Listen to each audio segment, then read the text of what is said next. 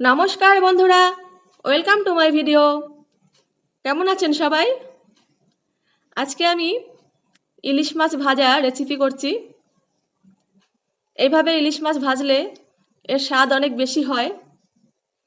এক পিস ইলিশ মাছ ভাজা, একটু মাছ ভাজা তেল আর একটা কাঁচা লঙ্কা দিয়ে এক থালা ভাত খেয়ে নেওয়া যাবে। এই মাছটাকে প্রথমে ভালো করে পরিষ্কার করে কেটে ধুয়ে নিয়েছি। এবার লবণ আর হলুদ মেখে নেব ভালো করে হাত দিয়ে। এটা বাজার থেকে কিনে আনা ইলিশ মাছ। এবার এটাকে আমি ভাজবো। ইলিশ মাছে এমনিতেই অনেক ন্যাচারাল তেল থাকে, তাই এই মাছটা ভাজার সময় বেশি তেল ব্যবহার করার দরকার নেই। কড়াই গরম হলে এর মধ্যে আমি সামান্য একটু সর্ষের তেল দিয়ে দিলাম।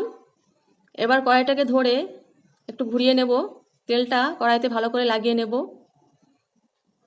এবার এই তেলে মাছ ভাজতে হবে। সাধারণত আমরা অন্য মাছ ভাজার সময় মাছটা ডুবো তেলে ভাজি, কিন্তু এখানে অল্প তেল দিলেই হবে, ইলিশ মাছ থেকে তেল বেরিয়ে আসবে। উল্টে দেব মাছটা। বন্ধুরা, আপনারা যারা এই চ্যানেলে নতুন এসেছেন প্লিজ সাবস্ক্রাইব করে দেবেন। এর মধ্যে আমি কাঁচা লঙ্কা চিড়ে দিয়ে দেব। কাঁচা লঙ্কা চিড়ে দিলে ফাটে না, গোটা দিলে অনেক সময় ফেটে যায় তেলের মধ্যে দেওয়ার পর। কাঁচা লঙ্কা প্রয়োজনে আরও বেশিও দেওয়া যায়। মাছটা উল্টে পাল্টে ভেজে নেব। দেখুন কত তেল ছেড়েছে মাছ থেকে। লঙ্কা ভাজা হয়ে গেছে, তুলে নেব। মাছ ভাজা হয়ে গেলে মাছ আর তেল আলাদা আলাদা পাত্রে রাখতে হবে।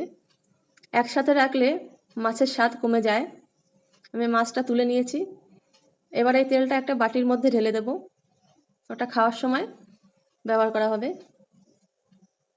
মাছ ভাজা কমপ্লিট আমার। এবার পরিবেশন করব। ইলিশ মাছ এইভাবে ভাজলে এর স্বাদ অনেক বেড়ে যায়, গরম ভাতের সাথে একদম জমে যাবে। বন্ধুরা, ভিডিওটা কেমন লাগলো আমাকে কমেন্টে প্লিজ জানাবেন। সবাই ভালো থাকবেন, সুস্থ থাকবেন। Thank you.